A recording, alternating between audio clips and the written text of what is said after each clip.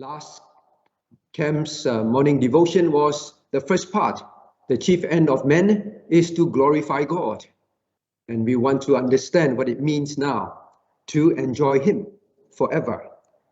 Now, Psalm 73, memorize these verses. Let us read verses 24 to 26. Psalm 73, verses 24 to 26.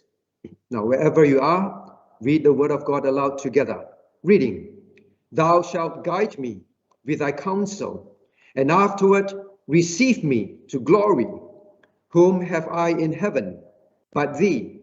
And there is none upon earth that I desire beside thee. My flesh and my heart faileth, but God is the strength of my heart and my portion forever. May God bless the reading of His word. Now, when the Westminster Divines penned this Westminster Shorter Catechism, question number 1. What is the chief end of man? Now, this is probably one of the grandest statements in all of Christian writings. We've taken the time last year to learn what it is to glorify Him. And it is very clear. It is very clear from scriptures that to glorify God is man's chief end. We have, well, if you remember, if I ask you, how do we know that it is so? How do we know that it is so? Now turn to 1 Corinthians chapter 10, verse 31. You can't run away from this, right? Whether therefore ye eat or drink or whatsoever ye do, do all to the glory of God. So the most basic things in life that we do is doing for the glory of God. So everything in life's chief end, our ultimate aim and goal and key purpose is to glorify God. So when they say, what is the chief end of man? Now, where does this to enjoy Him forever come from? Shouldn't it be just to glorify God and that is our chief end? Now, why does he add this absolute purpose of man is to enjoy Him? How do we know that that is so? From scriptures. Now, one of the key understanding is from, now turn to Psalm 27, all right? So put a bookmark on Psalm 73. It will be our main meditation. Psalm 27. Psalm 27. Now, let us read verse 4 together. Psalm 27, verse 4.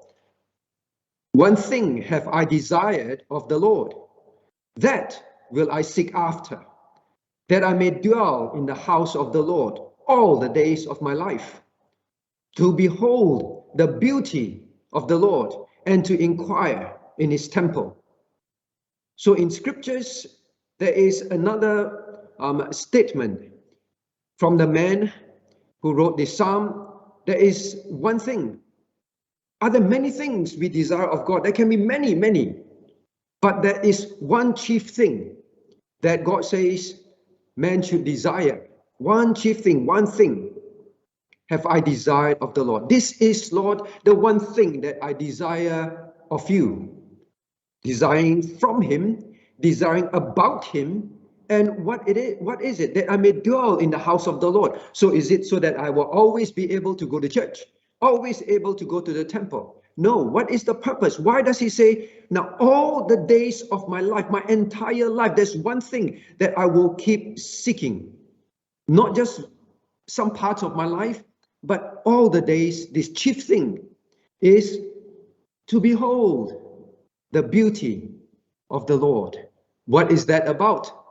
When we studied, what is it? To glorify God. One of the things is to know His glory, to perceive His glory, to understand and see more of who He is, the details, the beauty of the Lord. So here the psalmist says there is one thing in my life that must be my chief end, and all the days of my life is to know and see your glory. And of course then that he may then tell others of His glory. to behold his beauty, and to inquire in his temple. What does that mean? To know more and more of God. It is in the temple that they will learn. They will hear from the scriptures who God is, what he has done, his command, his ways with men. So he says, the only way I can know your glory is to know you. And that is my chief end. But notice he says this, one thing I desired, that is about his inward delight, is something that he wants very much, that he finds joy and pleasure in. You desire something because it's pleasurable to you. It is wonderful to you. You delight in it. So he says, that's the chief delight and desire of my life, Lord. And not only that, it is such a delight. He will seek after it. He will pursue it. So how do we come to this understanding? Is it just made up by the Westminster's writers? Chief end of man is to glorify God. Well, biblical. But to enjoy him forever is in scriptures. So that is where we find this understanding. Now, they are very precise. They are very precise. They say, what is the chief end of man? But notice, it is to glorify him and to enjoy him forever. Now, normally in English, we would say, well, there is an end. Glorify God and enjoy him forever. So shouldn't it be the chief ends of men are? No, it is the chief end, singular, is singular. They are very precise. These are not two separate things. You cannot divorce these two things. This is an important understanding and concept that I want all of us to pay attention to, because tomorrow, God willing, we are going to study what it is not, all right? What man's chief end is not. There are many errors that is so prolific in Christendom today. And we need to understand, the Westminster Divine is not writing about what they say. The Westminster Divine is writing about one chief end, is, although they put end, because these two are tightly bound together.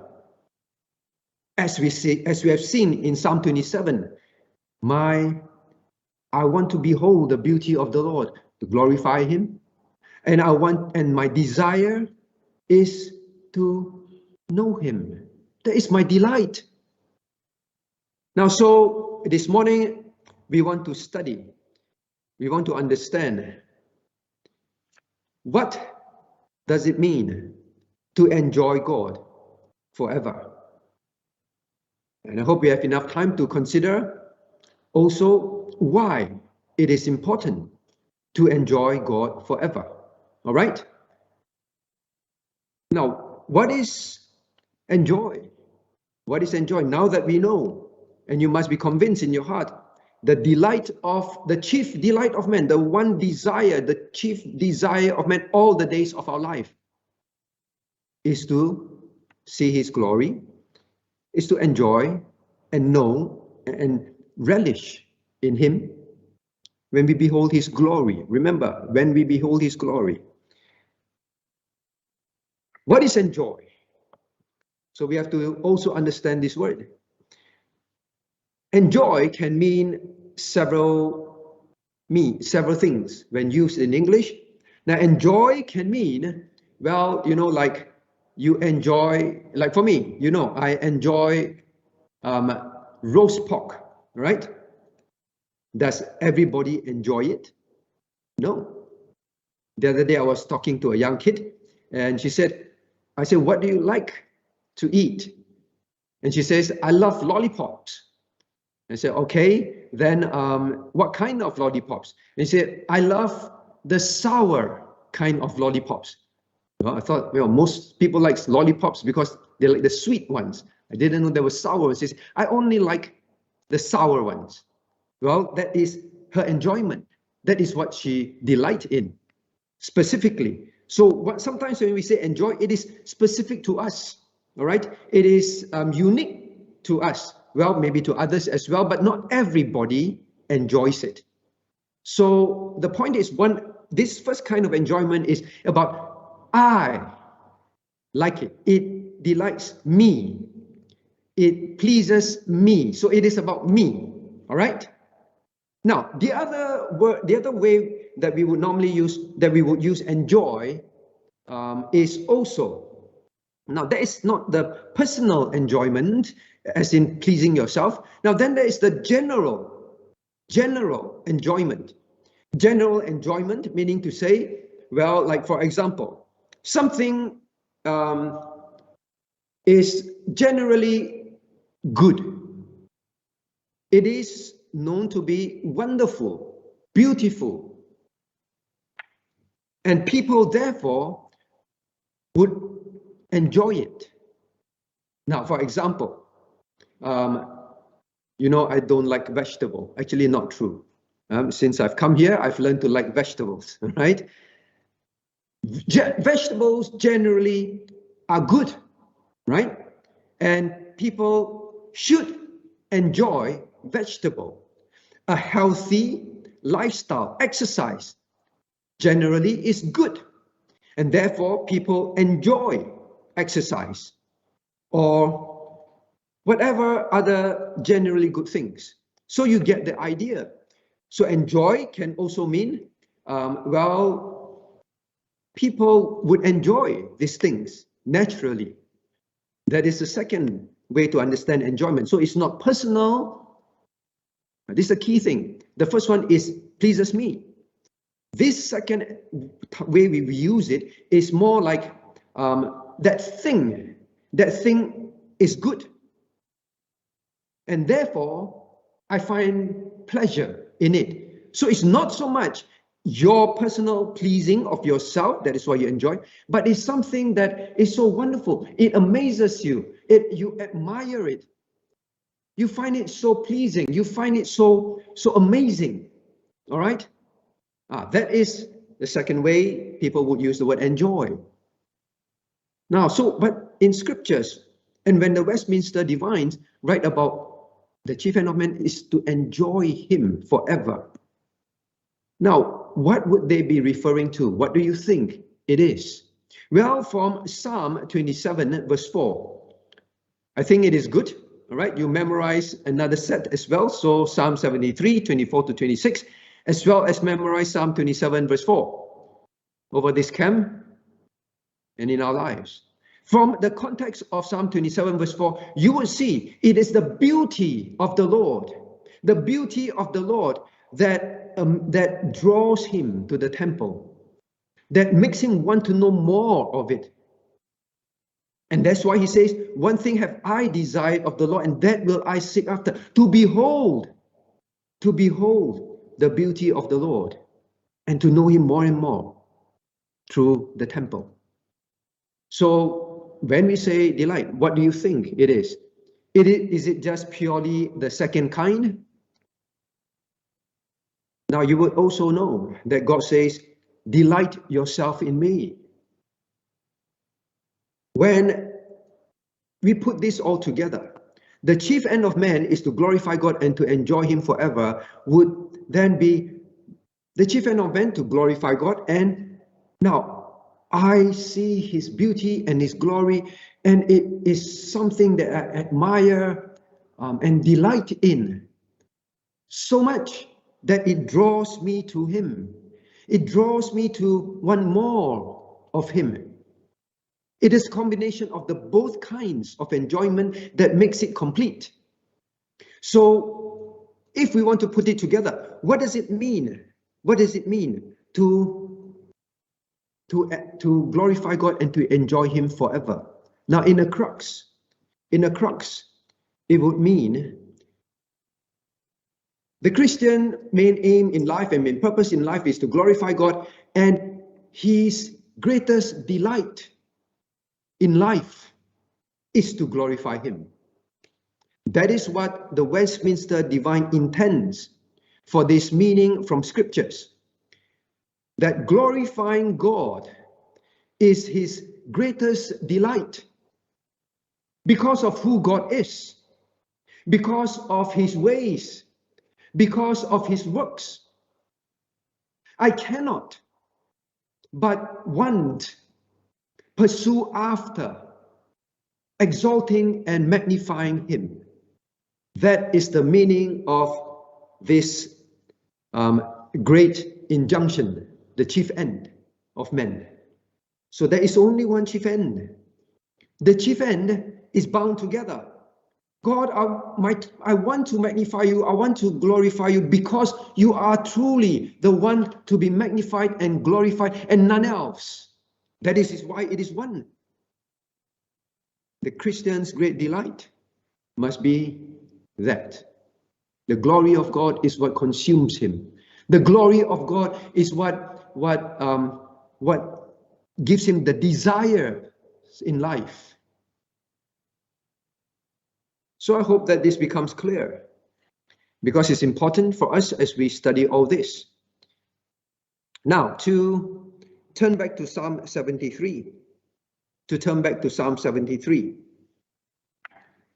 The Westminster Divines base this second part, and to enjoy him forever, on Psalm 73 verses 24 to 26. So this will be our meditation. Now let's see a bit more over here. Psalm 73. Now verse 24. Thou shalt guide me with thy counsel, and afterward receive me to glory. Now he's talking about what is happening now and afterwards in eternity. That is why they say to enjoy God forever. Not only, where do we get the other forever from? Verse 26. And my portion forever. All right. So what is this about? Thou shalt guide me with thy counsel.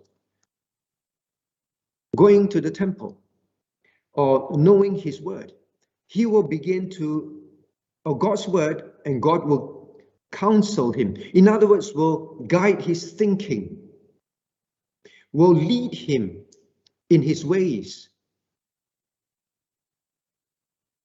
You will guide me with your counsel.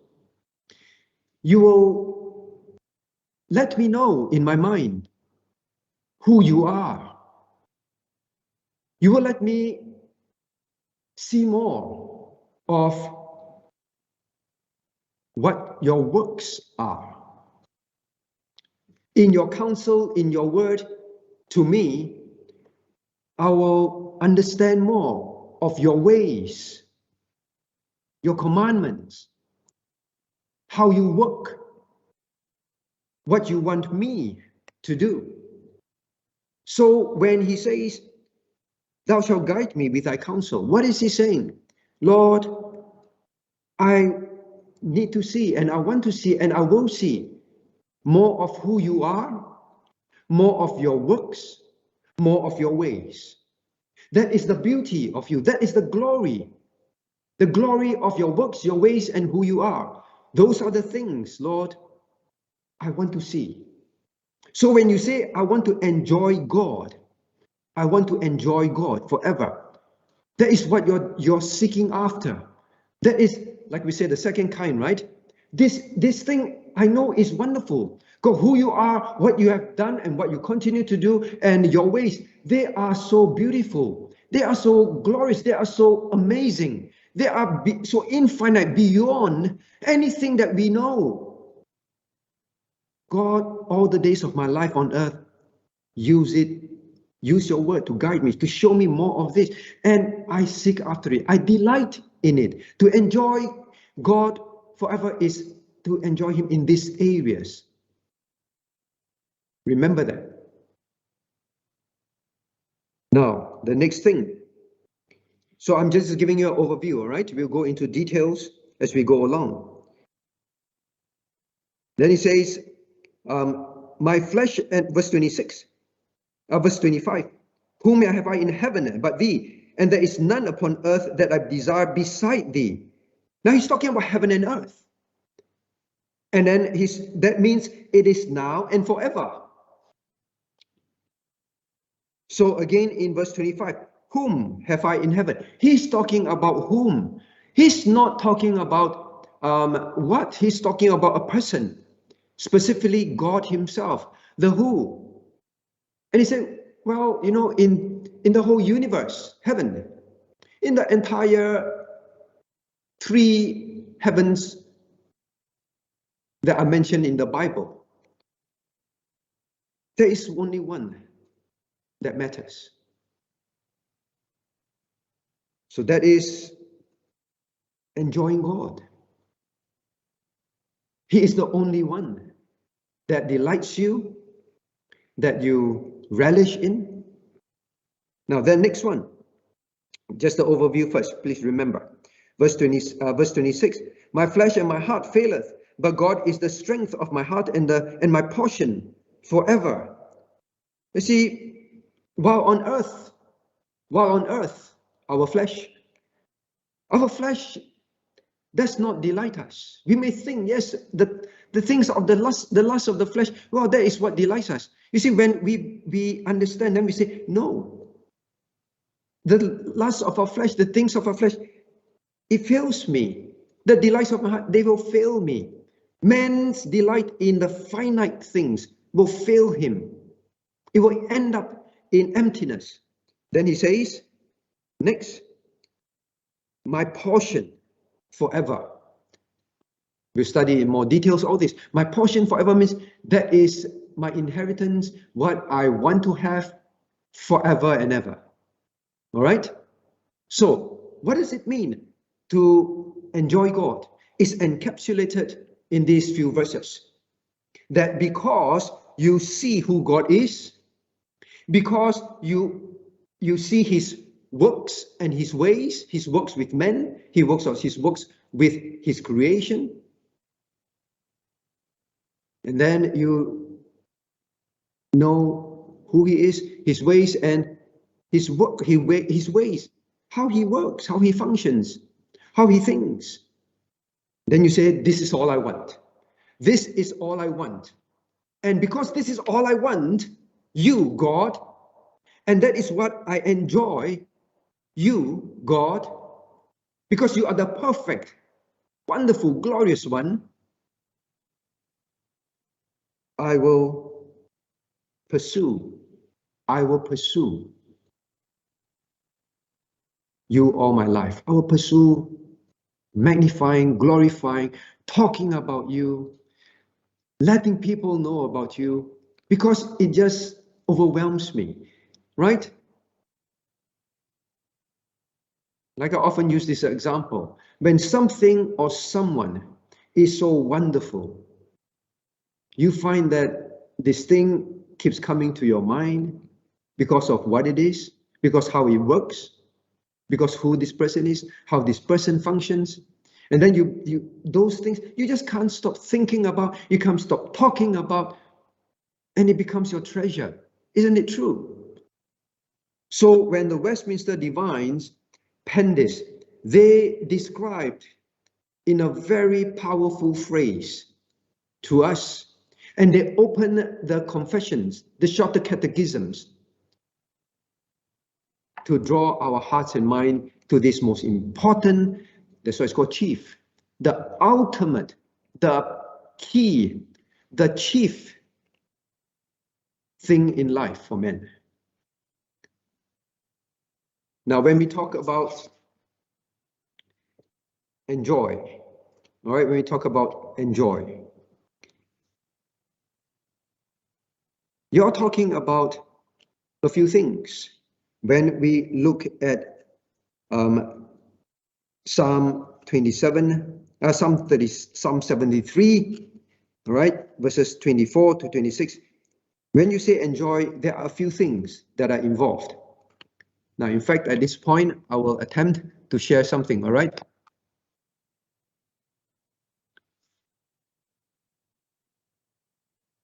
or maybe we'll go through.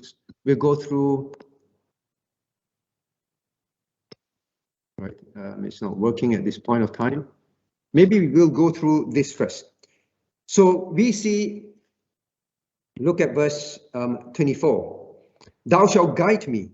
So when you say, I want to enjoy God, the first thing is there must be perception. Perception. All right, the first P, there will be 3 Ps. The perception. How do I perceive God? First, he says, now, thou shalt guide me with thy counsel. I need to know. I need to know more. So this is the perception, the intellectual knowledge, the understanding. Now, do you realize in salvation, it is the same? The first thing for salvation is to know God. You cannot be saved without knowing God. That's why we say you want to share the gospel. You must tell people that Jesus is the way, the truth, and the life, and he is the God. They must know intellectually, the right knowing. So perception. Perceive what? As we've seen here. Perceive who he is, perceive his works, and perceive his ways. So the P is linked to the 3 W's. All right? Maybe I'll try and draw, all right? Hopefully it helps you remember better.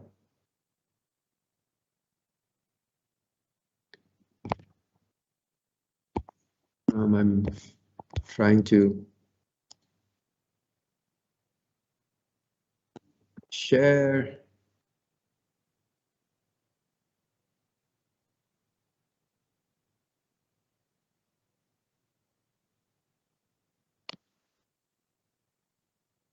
Okay, somehow it is not working.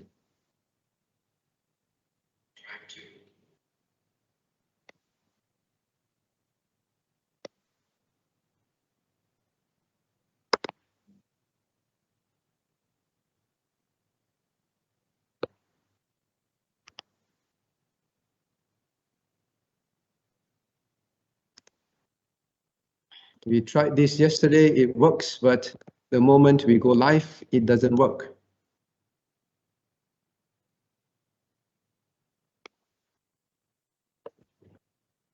Maybe I'll use this instead. Now, I hope you can see this. Can you all see the whiteboard coming up?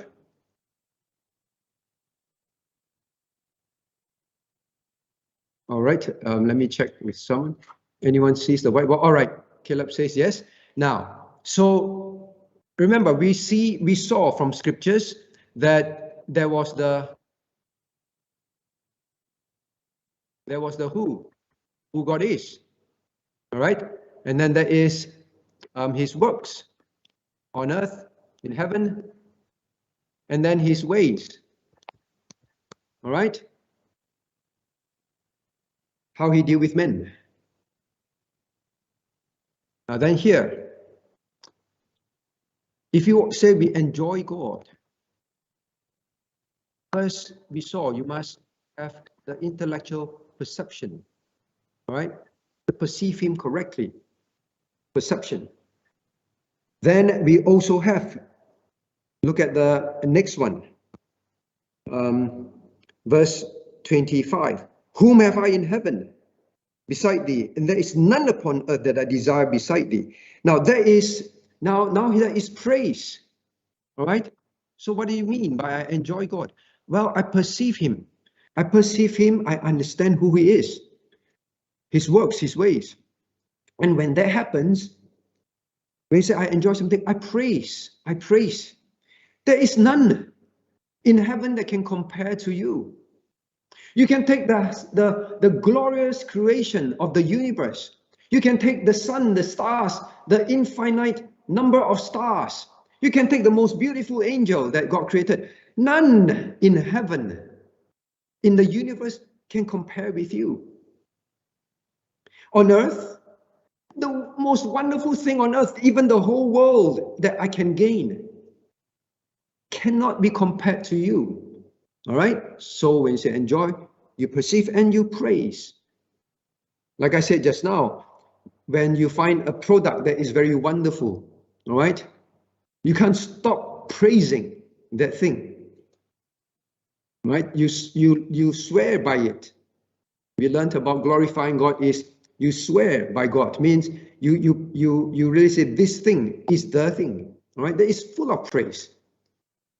You like something, right? Like things that are generally good, like vegetables, right? I always come back to that example. It's generally good. You will praise it. You will praise it. Doesn't mean you will like it. That is why I say it must not be just the first kind. All right, it begins with the second kind of enjoy, which leads to the first over time when you perceive more and more. That is how it works. And then now, with that, you will pursue. You will pursue. I'm sorry, the handwriting is not very good. I'm trying to write vertical this time. My laptop is vertical. So pursue, how do we know? Now look at verse 25. Look at verse 25 of Psalm 73. Now, desire, there is none in heaven, there is none on earth that I desire beside you. Next to you, there's none that I pursue after, right? You desire something, you will seek. That is why the psalmist says, one thing, this chief thing that I desire all my life, that will I seek after. The desire brings the seeking. Seek after the beauty of the Lord. Means seek after his glory, to see more of that, to praise more of that. So you will pursue. So this is how it is linked. So when you say, I need to and I want to, all right? So first begin, the first kind of enjoy, I love. The second of joy, I should enjoy God. It is about perceiving, praising, and pursuing who he is, his understanding his works and his ways. So that is what it means to enjoy. Nothing other than this. Now the thing is, very often to glorify God becomes very clear in our minds. What is this to glorify God? We know, right? There are many things that we can think about. But to enjoy God, very few people really know what it means. Maybe that's why if you preach on it, they rather avoid it. What is it? Don't really know. But maybe the Westminster know what they're saying, but we don't know. But from scriptures, it's simple. It's very clear. That is why it was so clear to them, and they just penned it without so much thought. The first thing in their mind. Now then, what should we understand next? Now, when you see this, all right, I need to open a new page, which in this, I don't know how. Actually, I realize, okay, to open a new page. Maybe I'll just have to delete this from here, which doesn't work. Okay, we have a lot of technology problem for some reason. Let me try and open something again.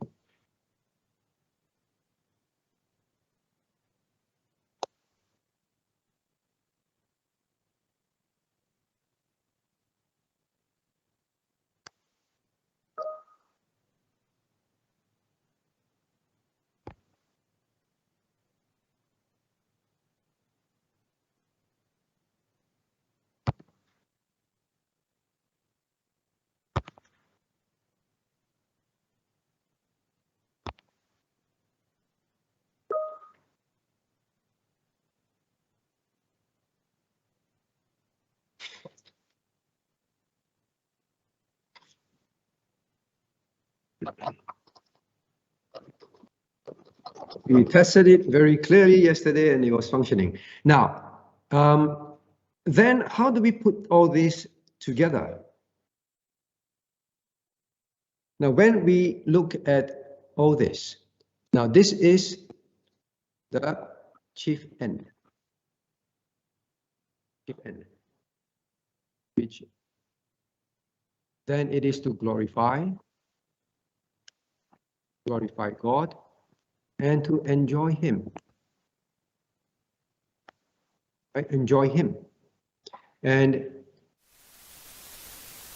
which is to delight in Him. All right? To delight in Him. So man's chief end is to glorify God, and I delight in glorifying Him. Now, why is it critical that we understand this? Now, glorify God speaks of man's duty. Speaks of man's duty, right? Enjoy Him speaks of man's delight, right? I'm trying to help you to remember by the D's. Glorifying God is man's duty. Now, duty, that means it is my responsibility. All right? My responsibility. And delight speaks of my relationship with Him. Now, I'm using pictures to try and help you understand the overall concept in your heart. The Word of God as a concept in your heart first before we dive into the details, all right? Otherwise, we just get lost in the details. When a Christian say the chief end of man is to glorify God and to enjoy Him forever, he's talking about a responsibility that is in his relationship, which he delights in as he performs his duty. I say that again.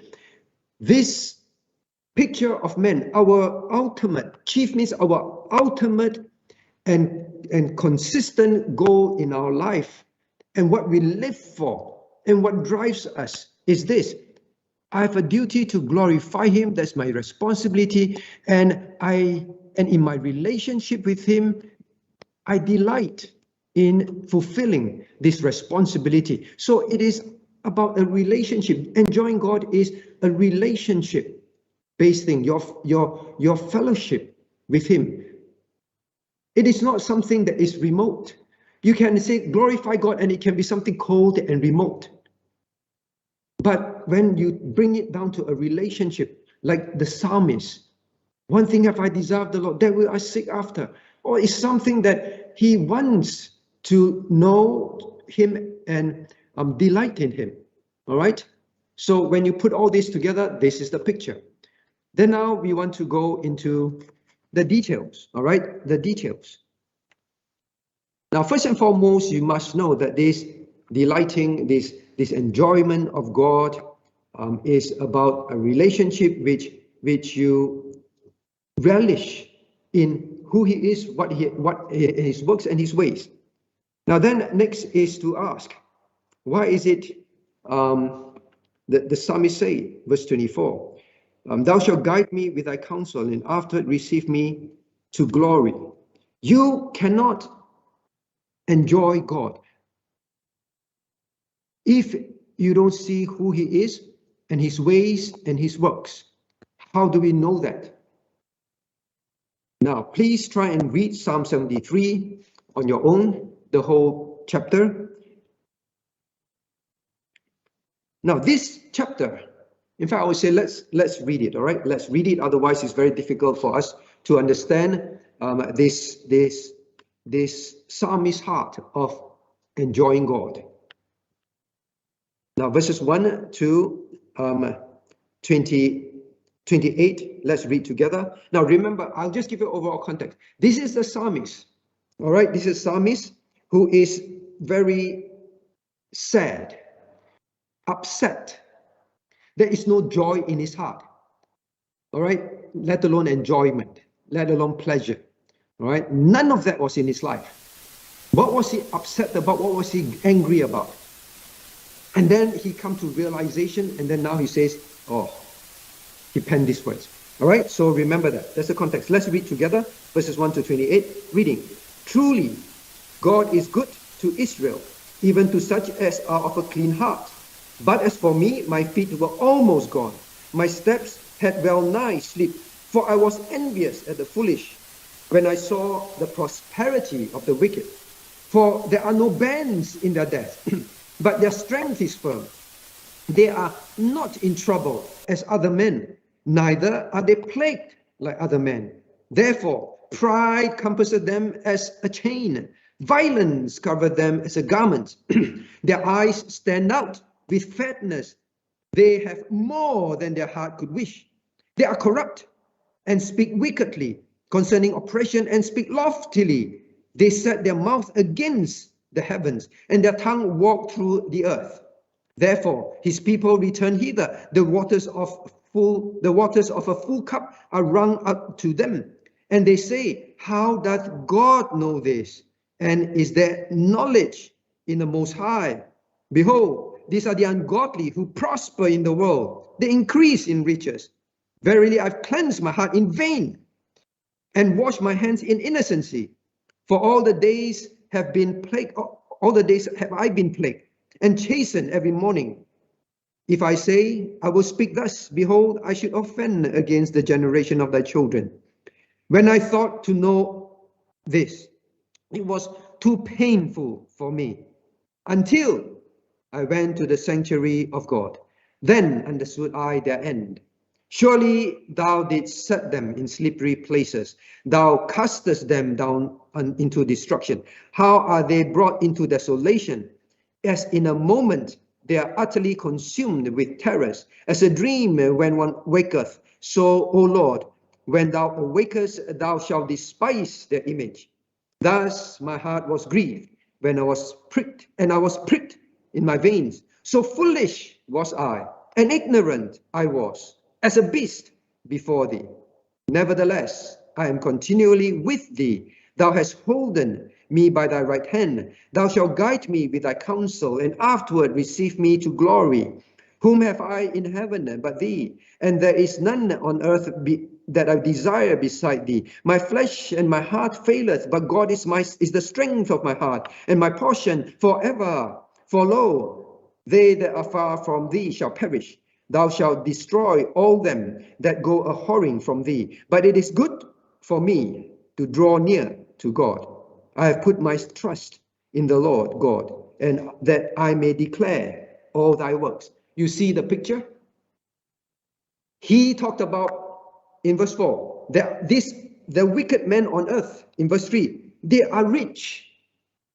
In fact, they keep increasing in their prosperity. There seems to be no plague that affects them. They are very corrupt.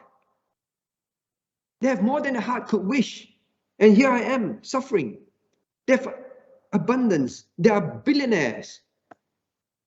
And then they do wicked things. And they get away with it. And they even say, well, God, what are you talking about? There's no God. God doesn't know. Is there a God? And to the point where he says in verse 13, I cleanse my heart in vain, I wash my hands in innocency. What is the point, Lord, that I try to be so honest, live in integrity, obey you? It is vain. I wash my hands in innocency. What for? I was so stupid. And then he says, when I know all this, it was too painful for me. You see, he saw who man was. Remember the 3W? He saw who. He was looking at who men were. And then he saw their works, what they did. And then he saw their ways. Right? They were oppressed. They were the people that oppressed. They were violent. He saw their works. And then their ways. This is how they think, how they function. What they obey, what they do. This is how they live. He saw who they were, their works, and their ways. And he was frustrated. But he says in verse 17, until I went to the sanctuary of the Lord, just like the psalmist say, one thing have I desired of the Lord, to behold his beauty and inquire in his temple. Only when he turned to listen, to hear the word of God. then he began to understand. He began to see who God is. Isn't it true? Look at verse 17. Then I understand the end of men, but verse 18. Surely thou didst set them in slippery places, thou castest them down. He saw who God is. No, God is not blind, God is not deaf. God is omnipotent and he's omniscient and he's omnipotent. He can control them. He saw who God is. And then he saw his ways, that he will judge. He will judge. And in a moment, he will consume them. He's omnipotent. And he will despise their image. That is the ways of God. God is not like men. So it is when he saw all this, then in verse 22 he says, in verse 21 he says, oh, my heart was grieved. But now he was grieved with a different thing. Earlier on he was grieved when he saw people. There was no joy. Now he was grieved that he did not find joy in God. And he was pricked in his heart. He was convicted in his soul. And he said, I was like a beast before you. I did not know what joy is. I was like an animal. What true joy is. And then now that is how he penned, verse 24 to 26. Then, Lord, verse 24, Lord, show me more of you. Show me more of your work. Show me more of your ways. Guide me. For how long? Until you receive me into glory. Until you bring me to heaven. Guide me. Then he says, whom have I in heaven? Now, I don't desire to be like these people anymore. All their riches, all their joys, so to speak, all the things that they are able to do. Oh, I'm not interested in those anymore at all. So when we see all this, that is how the Westminster come out, rightly from scriptures, very wisely, and we benefit from it. What it is to enjoy God. When you don't perceive rightly, have knowledge, when you don't, when you praise the ways of men instead of the ways of God, when in your heart you want to be like them, you want to pursue their ways, there is in the end no joy at all. But he says, now my joy is one that is here and eternal. Now we have to then ask ourselves, all right, what does each one mean? What does guide me with your counsel? You want to enjoy God? It's just like someone who want to enjoy vegetables, right? Or enjoy something that you know is good. Maybe exercise, right? Something that is good. You want to enjoy it? First and foremost, you must understand it, know it, see its usefulness. I never enjoyed vegetable for most of my life. Then I began to say, no, it is something good. I need to enjoy it. I began to read more about it, understand more of its function and its usefulness, and so its ways, what it is. Now, but is it at the end for my own health? No, because I began to realize if I do not have good health, because of my lack of enjoyment of these things, because I don't like it, I don't like it, I don't touch it, then it will affect my health, then it will affect my ability to glorify God, to serve Him with energy and strength. When you have health problems, you can't do that. So there is a desire for that. I delight to enjoy God. So now I delight in these things. So you must know, you must perceive. You must perceive. So that is what it means, the first part. Then what about the second? All right, look at verse 25. So when we memorize, whom have I in heaven but thee? What are you saying? What am I enjoying? Whom have I in heaven but thee? Now, it literally means that there is, like I said in the beginning, nothing in the universe beyond the earth, the angels, the beautiful stars, planets, solar system, any creation that I see when I look up into heaven, the beautiful sunsets, all this cannot be compared with you in my heart. When you say, Lord, you know, sometimes people say, I'm very stressed. I feel very down. I need to go for a holiday. I need to go and see more of God's creation, the beauty. I need to go for, I need to go to the beach and watch a beautiful sunset. That will make my heart feel joy.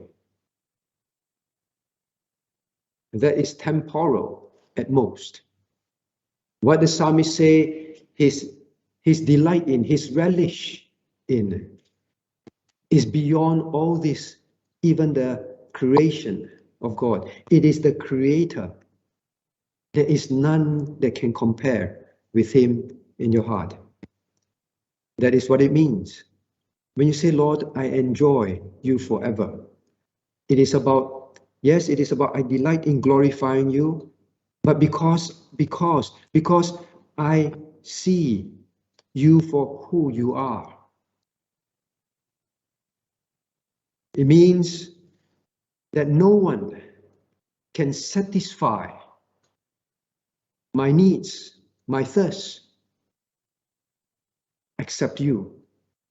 Nothing in the universe, no one in the universe can meet this emptiness in my heart. That is why the psalmist said, I was so foolish, I was so grieved, I was pricked in my reins. These things that they are able to do, what are they? What is it that delights you, my friend? Now, when we think of this word, enjoy, I try to look up some words that describe enjoy. Now, it means to appreciate. To appreciate, you perceive, and there is nothing in this universe that you appreciate more than God. You admire. I've said that before. That is why you will glorify Him. You adore. You adore means it is something that thrills your heart. It grips your heart. It brings you joy and pleasure. Not because there is a personal inclination, but no, this thing is so wonderful to be, that's so admirable, that it just something that you look at it and say, wow, so beautiful. You know, like someone look at a painting, a very beautiful work of art, and then when they look at it, wow, so wonderful. Because of that painting, not so much of anything that they internally lust after, desire. No, it's just that thing itself. It thrills them. Nothing in this universe thrills me. So when I say, God, I enjoy you forever, that is what it means. Now, other words used to describe enjoy is you find delight and joy in. Delight and joy in. All right? So, His attributes, His character, His being. Oh, nothing thrills me more than that. Why do I sing about Jesus? Go read the hymn. Actually, I would say the morning theme hymn is Jesus is the joy of living. Now we see more. Next one. Now, what does it mean? All right, we're running out of time. Now, what does it mean? The second one. So that's the first one. Whom have I in heaven but thee? Now, let's stay at the first one first. Sorry. Now, it means the psalmist said, after all my sadness, all my frustration, all my anger, all my complaining, right? We read, he was complaining. Now, at the end of it, when he perceived who God is and his ways and his works, then he say, well, then nothing can move my heart ever again. Nothing. And therefore, my heart's affection, my heart's delight, my heart's desire, my heart's love now is towards him. That is what it is. Now, not only that. Next part. And when we memorize, and there is none on earth, none upon the earth that I desire beside thee. What is the psalmist saying then? What is it that now here there's so much enjoyment of God in his heart, right? So much relishing of God in his heart. Now he talks about earth. Now it means that all my needs on earth, all my desires on earth cannot be satisfied by anything, not the riches that the wicked people have, not the power that they have, not the health that they have, not the freedom to do whatever, whenever they want, and having no troubles in life. None of these things, they do not meet what my heart needs at all. He began to understand. That is when I said there is joy, there is pleasure in you. Now, not only that, now on earth, God is on earth, God is the only one that he can turn to, that he will depend on, that he will trust in. Nothing else. He won't trust in the powers that these wicked people have.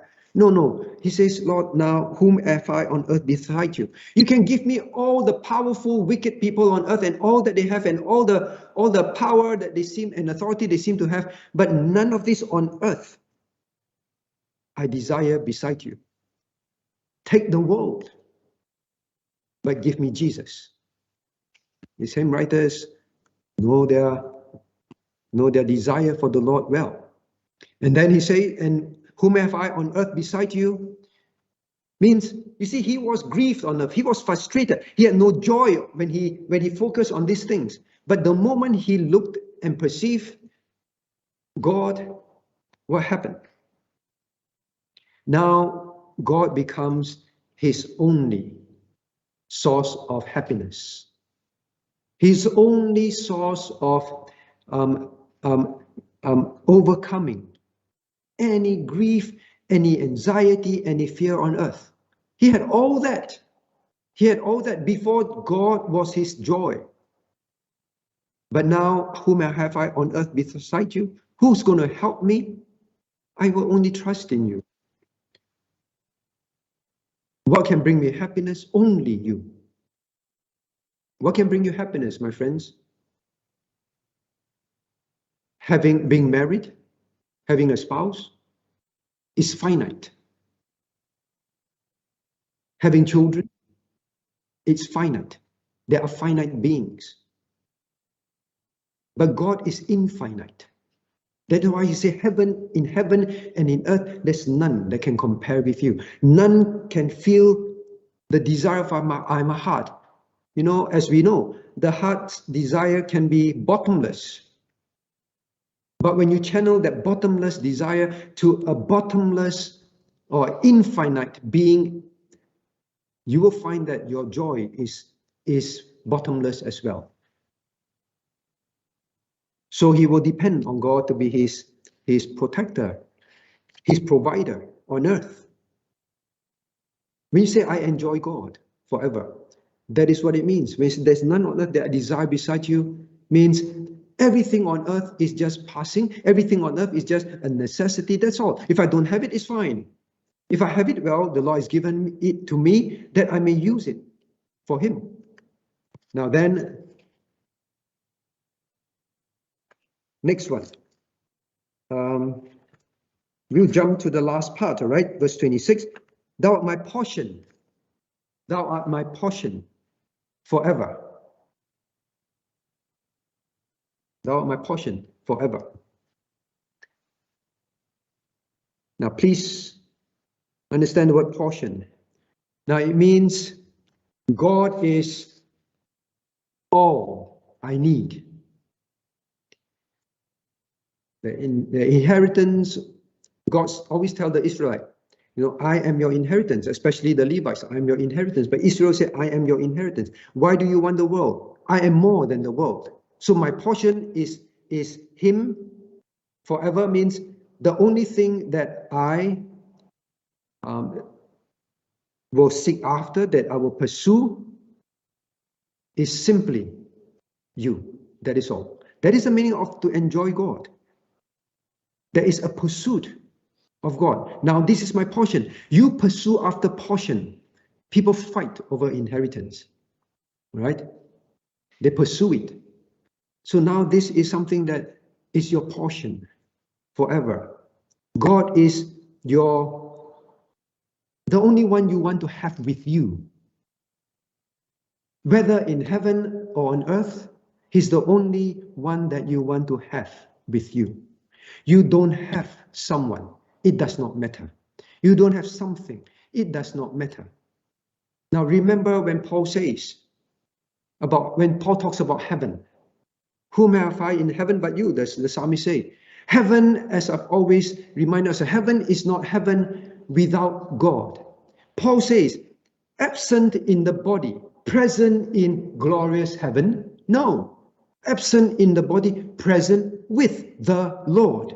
It is the presence of God that is what he seeks. As long as God is with him, that is all he cares. They say, well, if I need to stay on earth because God is with me, I will stay as well to do his work. As long as God is my portion with me. That is what it means to enjoy God. To enjoy God is not something that is, well, you lust after something and you satisfy you. No, this is that kind of enjoyment. Who he is, his ways, his works, and then you perceive it, and then you praise it, and then you will pursue it. When you pray, when you perceive something, you know something, when you praise it, means you find that this is something worth it, and then you pursue it, means you delight in it. Now, isn't that enjoyment? Isn't that enjoyment? When you like something, you will go out of your way to eat it, to see it, to buy it. And when you have it, you keep talking about it. You will not stop at anything but pursue it, because that is what you enjoy. That is what you enjoy. Now, this is briefly what it means to enjoy God. I gave you two questions today. What does it mean to enjoy God? All right. And then I also gave you the other question, which is, why is it important? All right. So you can't answer that because I've not quite answered that. We'll do that tomorrow, God willing. Now, let us turn to God in prayer. What do we have here? Top 5 reasons why church dropouts. What church dropouts say, why they stop attending church. Now, please remember 66% of, well, I take the American view, they're the most readily available results. They stop attending church at least a year after turning 18. So from